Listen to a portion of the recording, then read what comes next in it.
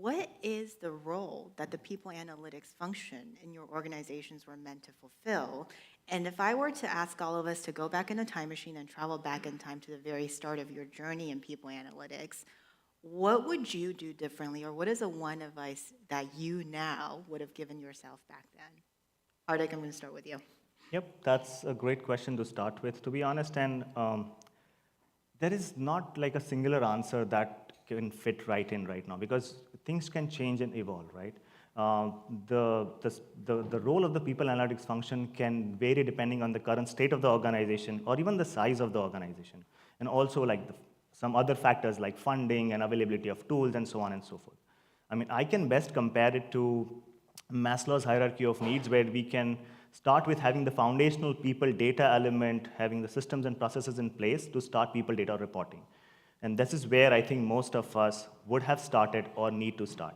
And on top of that, we can build our sophisticated analytics that we want to kind of build, having pristine tools and do storytelling and so on and so forth. And then on top of that, we'll be strategizing with organization for long-term strategies.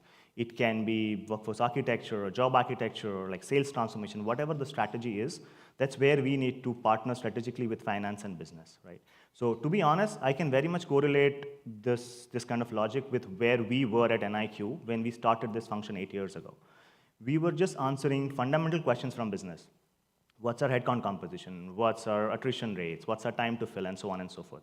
But today the landscape has changed, and our role is more strategic. We partner with finance and business in long-term strategies, as I just mentioned about workforce planning, workforce architecture, what we need to do with our spans and layers strategy, how can we transform our sales incentives, and so on and so forth, right? And these strategies span over years.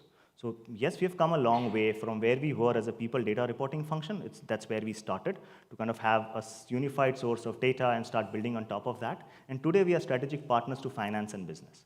I think the best partner for HR is finance.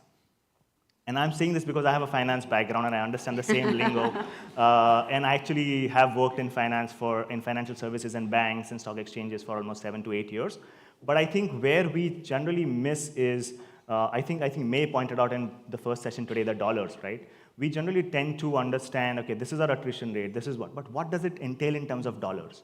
How do we tally our people and dollars together? How do we see to it that a reduction in time to hire is going to save you X number of dollars?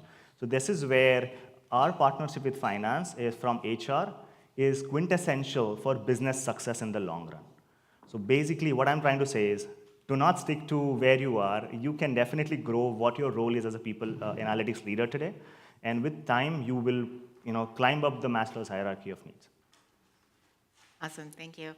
Amar, I'm going to go to you next. Take us back.